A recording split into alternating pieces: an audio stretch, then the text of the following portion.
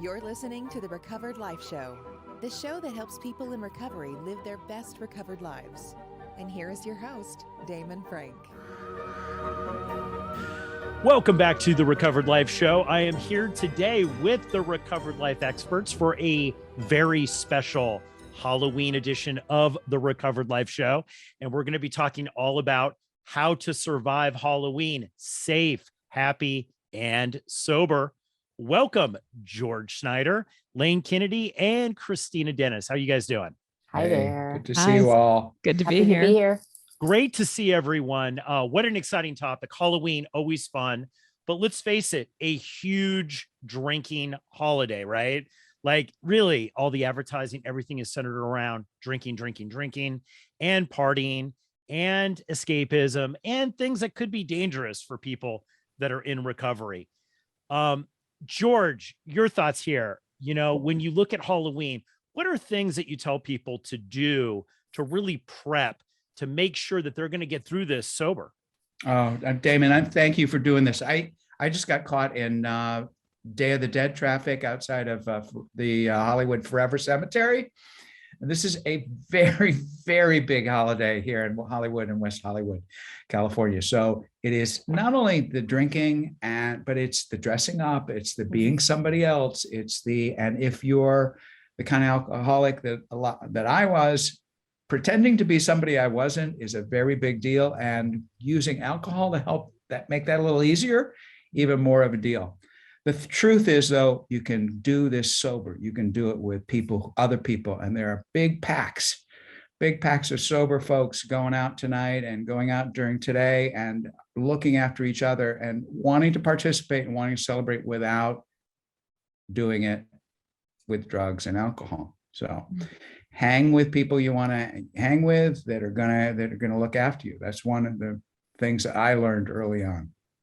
You know, Lane, George, you brought up a lot of stuff about, you kind of come up with a plan, right? Like have the structured plan. And we've been talking a lot about that this week on Clubhouse and on Recovered Life about how do you get the structured plan? And a lot of it really has to do with mindfulness, is being in the right space, right? Because I know, especially in early sobriety, you can get into huge trouble by not kind of hitting the reset button and really being mindful of what you're thinking and what you're feeling.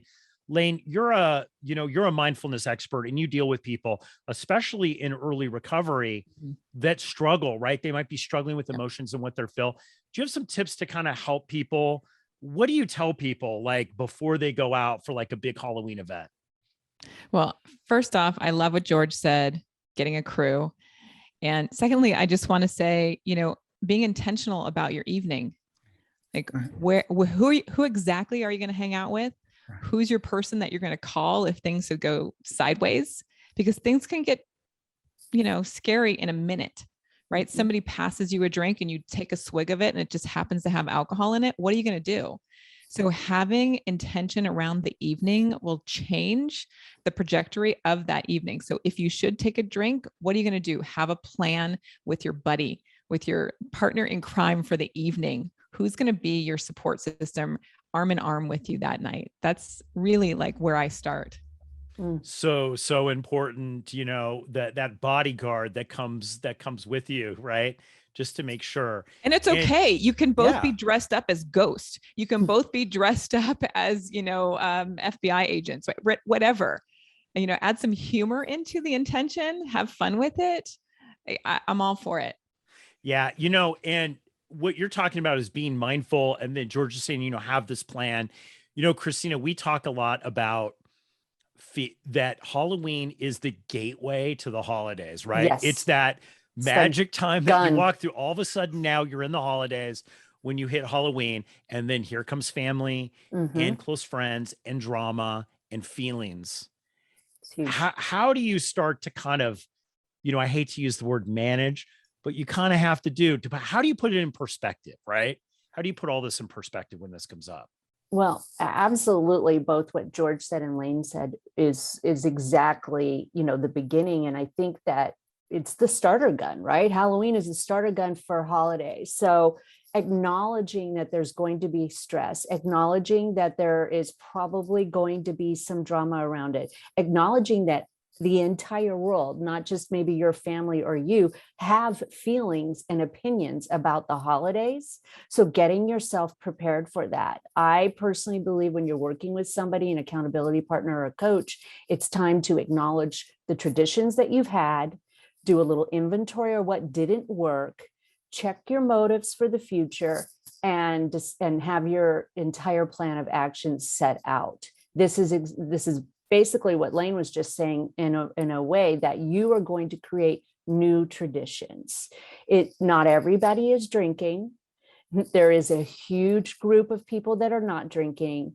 Just because there won't be alcohol in your life does not mean that you cannot enjoy the holiday. But I think it's super important to acknowledge not only alcohol, but the sugar that is attached to this holiday, and preparing yourself with self-care, preparing yourself with the mindfulness, having your wingman or your crew is going to help you get through this holiday.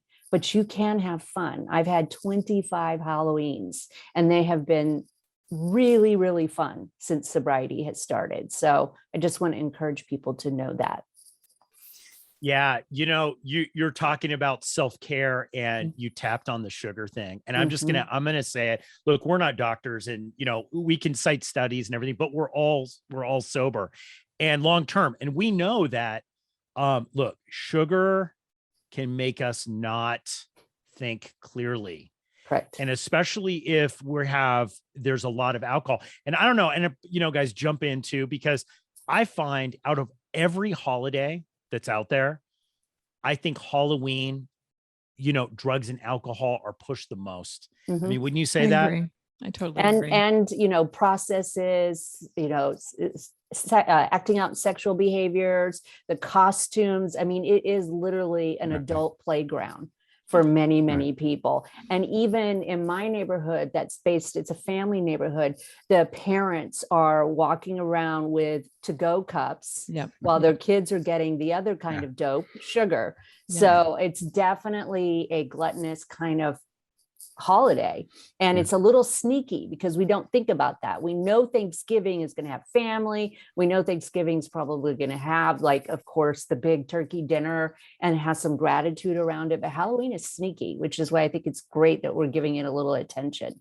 Yeah. And again, it's about appearance. Remember too, I mean, there's that whole FOMO. I'm going to miss out. Everybody else is doing it. Everybody else is not doing it. Correct. A revelation for me at the beginning everything's contagious. Everything. So hang with the people you want to catch what they got, right? Beautiful. And as we've all sadly learned, if one of your group decides to use glitter in their costume, you're all going to be wearing glitter. It is unavoidable. So true. And so it's important, but we had for years, the parade goes through West Hollywood, and there's an island down the middle, and we had Sober Island. Yeah. And Sober Island is where there were people who came and were like wanting to join us. You guys are having the most fun. Right. We're also going to remember this tomorrow, and you're not. But it's that perception that we must be on something that nobody else was on, I was going to say, down here in Orange County, there was a big no booze cruise. And it was the event of the year. There was costumes and, whatever you call dance parties. It was so fun. And I'm telling the absolute truth, I had more fun on Halloween sober and with my sober people than I ever did drinking. Like you said, I could remember it. I was safe. There weren't any fights. It was truly what I think Halloween was supposed to be. Yeah. And Lane, you're in San Francisco, and I've spent several sober the whole city, in San Francisco, the whole years city at Halloween's, and it's crazy there. It's a thing, right? I mean, it's a thing. I'm one neighborhood over from the Castro, which the whole Castro shuts down.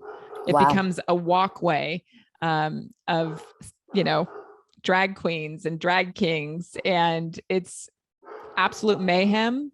But there is a sober, you were talking about, George, a Sober Island. They'd have a sober hangout where the sober people go, and people are always more attracted to the sober people. It seems like they have a better time. There's dancing. It makes sense. again, they're more mindful of what they're doing and the people around them. If somebody falls down drunk, the sober person is the first person to help them get up and support them. The sober person is there ready to take care of somebody who is suffering, who maybe drank a little too much that night. Yeah, it's a good time. Yeah. And there can be, I think, this perception again of what's going on and everybody else is, and you go on Facebook and you see all this and they must be. There is great joy. There's great fun. People don't get sober to have a boring time. No. No. It is not about being miserable now. And I think that's a big piece, but it's going to require you to go out and hook up and find a meeting, find a group of people. If you're brand new, there are meetings on Zoom. There are ways to find people. And all you got to do is say, hey, what are the rest of you doing on Halloween? Yep. Yeah. What are the rest of you doing on Thanksgiving? Yeah. A holiday is 24 hours, but it can be a very long 24 hours, depending on what kind of situation you get in. So, well, we were talking, one of the things that came up on Recovered Life this week is there was, I would call buckets of fear, like areas that were huge triggers for people that they were worried about a week, 2 weeks ago before they came into the Halloween weekend, right? One was, I'm going to get there. Everybody's going to be drinking and I'm not going to have any kind of defense at all, right? And then all of a sudden it's going to be pushing me and everybody's going to know that I'm drinking. And kind of like what you said, George, is like, I've found in early sobriety, we're just thinking about ourselves 24 hours a day, right? But in general, people think about themselves. They're not thinking about whether you are drinking or not drinking, right, guys? Like, you've all been sober for a long period of time. After a while, that thought kind of becomes a little ridiculous, doesn't it? Yeah. Nobody cares. No one cares. No one's paying attention to what I'm drinking unless they have a problem. I was going to say, unless you're highlighting what they're doing by you not drinking. Absolutely. Because I was that person. What do you mean you're not drinking? Why is that not happening? What do you mean? Just have one. And now, of course, I think back to it and I go, ooh, I wish that had not happened. But I think it's also very, there is an entire movement, alcohol-free lifestyle, and it's becoming much more, understandable to people that this is a choice and I'm choosing not to. Another piece I think, another piece I just think we need to touch on is that particularly Halloween, also Mardi Gras, also here in Southern California, where costumes involve a lot less clothes than they did it back east. It can get there can be a lot of sexual tension and a little temptation to say, oh, well, I've gone this far. And I think that's, again, another reason why hang with folks that are going to look after you and not let you get into it. Temptation, that Halloween opens the door, and it can extend through the holidays. And we got New Year's Eve and mistletoe, and there's a lot of drugs and alcohol and sex and sugar, I guess. Lots of opportunities for scandalous behavior, for sure. And I think that's where, being mindful of how you want to live in your sober life comes into play. It's like, how do you want to wake up tomorrow morning? Do you want to wake up next to somebody's husband or is that how you want to live? If that's how you want to live, then okay, go through and, engage. But really stepping back or stepping aside for a moment, checking in with your buddy before taking that action is going to change tomorrow. It's going to change that, maybe the regret, scrupulous yes. behavior. I think that's such a good point, Lane, that, we don't get sober to just not drink. We get sober to have the kind of life that, we didn't think was possible. And through recovery, we all start learning the value of our body, and possibly not giving that away. We start learning the value of our body and not putting stuff in it that's going to hurt it. And we will take on the actual personality of the people that we're around. So I think these are all really, really good tips to keep people safe. Stay in the middle, so you don't get picked off, right? Stay in the middle. And it's perfectly okay to look at new traditions and decide how you want to handle that. And that intention, rather than autopilot, the intention is the key. Yeah. And I think the whole 12-step version of HALT, hungry, angry, lonely, tired, really plays in. I think when you have these huge weekends where there's family and friend obligations, or you might have kids and they're trick-or-treating and doing stuff like that, just taking a moment to make sure that you have a good breakfast. I know we had a social engagement last night. I have a lot of things I have to do today. We have things planned tomorrow. So, I slept in 15 to 30 minutes more today because I just felt I needed it. And I had a really good breakfast. And I took some time just to kind of meditate a little bit and just be okay with what's, with myself and what's going on. Right. And just that feeling of self-care, because we know, look, if you take away from somebody who has alcoholism, drug addiction, any kind of addiction, codependency, they're going to fill that void with anything else. And most of the time, if it's not drugs and alcohol or sex or something like that on Halloween, it's going to be sugar and bad food. And you can wake up just as hungover from that feeling in the next day. Oh, yes. Angry. Yeah. Oh. Another tip that I was given, and it really served me well, is always have an exit strategy. It's not now, it's a lot easier today than it was back in the day before Uber or Lyft, but have cab fare in your pocket. Yeah. And no, maybe not, I'll drive myself home. I mean, there are ways to get out, and nobody, again, if you are with a crowd that suddenly wants to party, nobody's going to notice. My trick always was show up early. If you've got to go to a party where there's drugs and alcohol, show up early, make sure the host and hostess see you, and then don't say goodnight because they'll never remember. But when they get going and you try and say, oh, I got to go. Oh, no. This is when the body shots, and this is when, no, we got to, no. And I discovered, just don't say, they'll never remember. Right. Oh, I didn't see you. I didn't see you later. Yeah, no, I easy. You just kind of disappear, right? You just kind of like genius.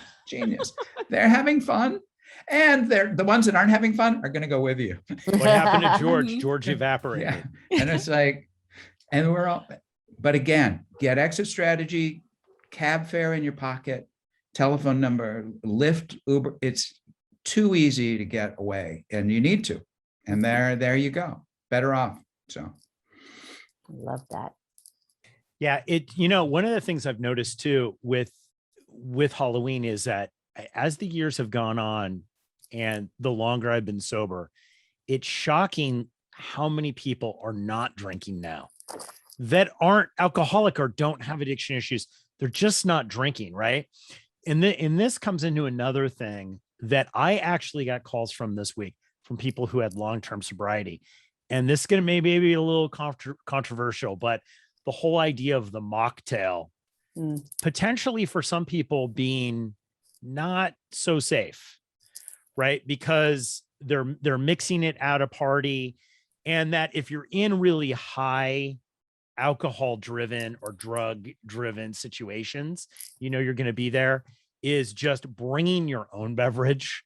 So exactly what it is, and don't put it down, right? To kind of have that with you, because it's so easily, especially in early sobriety, it's so easily to get that confused. And the next thing you know, you've consumed alcohol and you didn't have the intent to do it, but you just picked up the wrong glass, or it looked like this mocktail that you're doing, but actually it wasn't. Right.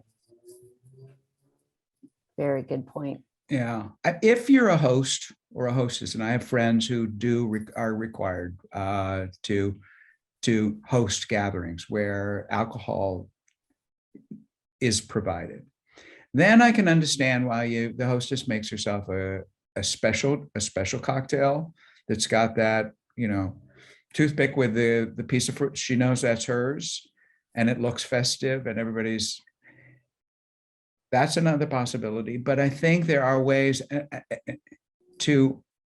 I think you got to be careful with the mocktails, at least in my opinion. I'm fine with something carbonated out of a can, but I don't go to fancy parties that much. And if you are invited to a party, you can bring your own bottle Right. of non-alcoholic whatever. I mean, we have so many options now. It's liberating as someone who is in recovery, who perhaps wants to have a festive drink, to hand it over to the bartender or to the host and say, I'm going to be drinking this. Do you want to join me with it? Mhm. Like, perfect. Mhm. Yeah. And, this is another thing that has come up too. And Kristina, I have to ask you this question because you talk a lot about family and appropriate times to address situations, right? And non-appropriate times. Many times this is the first time that they've seen the family, and especially with the pandemic, Mhm. you haven't maybe seen some people for years, literally a year or two, right? So you're there. The whole idea of not addressing huge, deep things during, we laugh a lot about this, like, look, it's just a pumpkin carving. We're not talking about what happened in fourth grade, right? Yeah. Yeah. Where you accidentally, say you screwed up my life instead of pass the knife so I can cut my pumpkin. Yeah. It's not the time. That's why you want to have somebody to talk to beforehand. You want to have that kind of backup, that partner. And if they can come with you, great. If it's not a situation where they can be there with you, sometimes that doesn't work. You're expected to show up by yourself. Then you do a call where they protect you, beforehand, in the middle, and after. You leave with a plan to take care of yourself. One other thing that we haven't talked about, and I think this is very, very key, is you go to the party full. You eat your dinner beforehand, good, clean food that how it was prepared, and you go full, right? And I love the idea of bringing your own bottle, your own drink. I absolutely have done this for years. And check your motives, right? Check your motives. Do you actually have to go to that party? For a lot of times for me, especially in early sobriety, if I really, really took it down, and became very honest with myself, which I would do with a coach, a sponsor, an advisor, a therapist, I sometimes didn't really need to be there. Like, it was going to be okay for me to stay home and pass out candy. It really was. And as I've gotten older in, recovery, I've kind of decided to go that route. But there are so many options for people, no matter what age group you are in your sobriety, to make yourself and keep yourself safe on this holiday. Another trick I used, it's have a list, or do a little prep in advance, and have some questions. Questions that we can talk, safe ones, not delving deep into family history, but safe questions, things, not what you're going to tell them, because that was my initial, intention, but things I could ask the brother or the aunt, the uncle, the host, the hostess, things that I could bring up as topics, and then let them run with it, But very popular guests at a party are those that are not talking, or those that are asking questions and getting other people to talk. And then they all, right? Such a good point. I love that. I love that. People are interested in talking about themselves. So if you do not know what to say, you always ask them, what do they, what is going on in their life? Yeah. Questions. Be the Yeah. person who has all the questions, and people will Right. be like, oh, who is this person? They're genius. And Lane, was awesome. because you deal with awareness and mindfulness, is that, it's also not the place, right, to do the amends.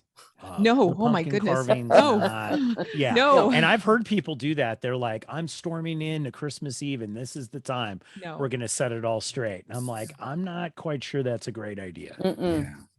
No. Day of the Dead, not a good time to revelations about family, family and what Uncle Bob did once upon a time. Yeah, No. Exactly. So in conclusion, guys, I wanted to just ask every single one of you your scariest sobriety moment and how you got out of it. I'm putting, and I didn't tell them I was going to ask this question, but if you could share maybe a social thing that happened, it doesn't have to necessarily be Halloween, but it was maybe scary at the time. Looking back, you might not think it was scary, but scary at the time, and how you got out of it. Kristina, Can you recall something and how you got out of it? Yeah, I do. I remember I was very newly sober, so still in my 20s, and I went to a bar. This is about check your motives. I had no real business being there. And I remember, ordering a drink like a club soda and thinking that it didn't say that it wasn't club soda when I took a sip of it, thinking it really wasn't. And it was probably something that hadn't been grossly not washed, but there was a smell. And I remember freaking out that I had somehow lost my sobriety and just being obsessed with it until I could get in touch with my advisor, my sponsor at the time, and say, oh my God, I think I just took a sip of it. And she giggled because this is common. And the way I got out of it was to step outside of the bar and make a phone call, but also to leave much earlier than I had planned to leave because I was not having a good time. I didn't have a plan. I didn't have a sober buddy. And frankly, I didn't really need to be there, but we live and learn. Absolutely. I think everybody that's been sober long-term has been through a situation like that. And it's scary. Mm-hmm. It's very scary. Lane, what about you? A scary moment. I'm like racking my brain right now. Like, what have I had one? I know I have. Landing in the middle of a third world country and it being holiday season and not speaking the language, not knowing where I was going, and not having a circle, right? Not having anybody with me. And I carried my book with me, right? So I ended up opening my book and reading my book, which settled my nerves, calmed me down so I could then take the next right action, which was to get to a phone booth. They had phone booths. I remember the phone booths. Yeah, they had phone booths, and I make a long distance international call. What do I do next? Yeah, that was terrifying. Yeah, that would hit all of my buttons because you don't even know what you're ordering. No, that was absolutely nothing. Yeah, and especially during a holiday, you don't know what's going to happen. Yeah. What about you, George? A scary moment in sobriety and how you got out of it? I was counting days really, really early on. And I got invited to a very old friend. She was getting married, very big, fancy event. Probably one of the fanciest things that I've ever been. And I didn't know what to do. And I asked somebody in AA and they said, well, you just turn your glass upside down. Mm-hmm. That's a signal. There were a bunch of glasses at the seat. And I was by myself and I'd be like, do I turn them all over or what do I do? And it was all this. So I did the one and the waiter saw me do it and he said, I'm going to look after you, sir. And that evening was, in fact, people were like, who is that? He must be famous. Because they were. But I was terrified. I didn't know what to do. And I didn't know what, and I remember at one point the dessert came around. He said, you don't want this. And he brought me something else. And then they were convinced that I was like some special guest and something. I got the special. And then they all wanted, people, well, I want that, It was fantastic. And I realized something, the great magic of this program is we are everywhere. We are everywhere. I promise anyone out there who's new, all you got to do is just reach out. We are there and we're going to look after you. You've got a wingman you didn't even know you had. You got buddies you didn't even know you had. All you got to do is let us know that you need help and you've got people around you. You really do. Even when something that you had no idea, and knew no one. That guy looked after me and it was a good evening. It could have been scary.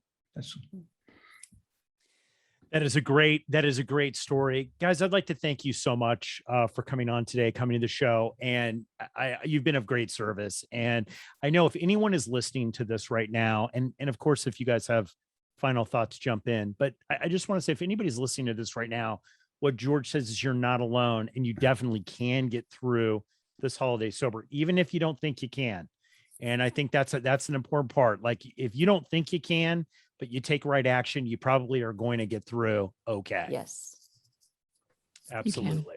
Yep. So thank you so much, George Hey, Snyder, thank Lane you. Kennedy, Kristina Dennis. I'm going to put links to all of their stuff. Guys, these guys are fabulous. And you definitely need to be following them on Instagram and all the social channels. I'm going to list everything in the show notes here, and definitely look them up, follow them, and hear what they have to say. And I want to wish everybody a very happy Halloween. Happy Stay Halloween. Safe safe. holidays. Please have fun. Keep the conversation going. Join Recovered Life, a community of like-minded people who are looking to live their best recovered lives. Membership is free, and you can apply at recoveredlife.us.